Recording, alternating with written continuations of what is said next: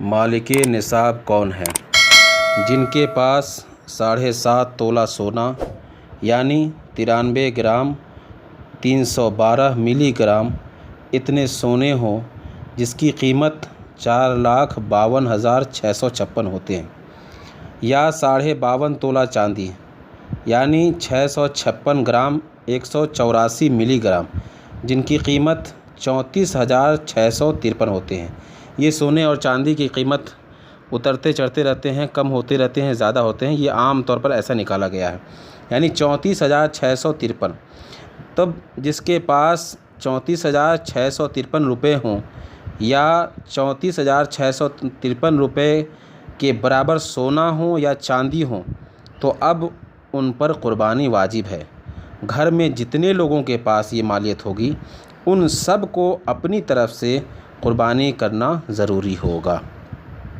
اگر کسی شخص پر اتنا قرضہ ہو کہ جس کو ادا کرنے کے بعد نصاب باقی نہ رہے تو اس پر قربانی واجب نہ ہوگا۔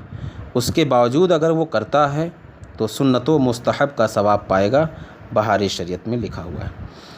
ایک مسئلہ یہ کہ جس پر قربانی واجب ہے اور اس وقت نقد اس کے پاس نہیں ہے تو وہ چاہے تو قرض لے کر کے کر دے، جیسا کہ بہاری شریعت حصہ 15 صفحہ 333 پر حضور صدر السریہ تحریر فرماتے ہیں۔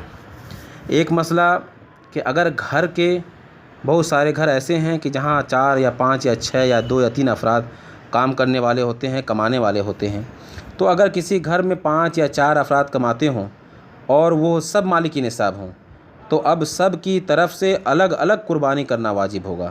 ایسا نہیں کہ صرف گھر کے مالک نے یا گارجین نے کر دیا، ایک نے کر دیا تو سب بری ذمہ ہو گئے، جیسا کہ اعلیٰ حضرت فتاوی رضویہ جلد 2 صفحہ 392 پر تحریر فرماتے ہیں، ایک قربانی نہ سب کی طرف سے ہو سکتی ہے نہ سوائے مالک نصاب کے کسی پر واجب ہے۔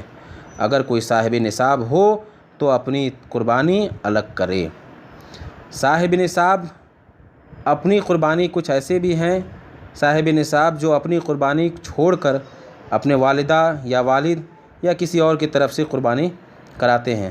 تو یہ سوال پوچھا گیا کہ اپنی طرف سے قربانی چھوڑ کر کے والد یا والدہ یا کسی اور عزیز و اقارب کی طرف سے قربانی کرنا کیسا ہے؟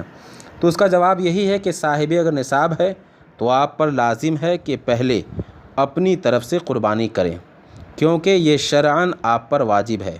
البتہ اپنی قربانی کے ساتھ اگر والد یا والدہ کی طرف سے بھی قربانی پیش کرتا ہے تو یہ بڑی سعادت کی بات ہے اور بڑے ثواب کی بات ہے، لیکن یہ آپ کے ذمہ لازم نہیں ہے۔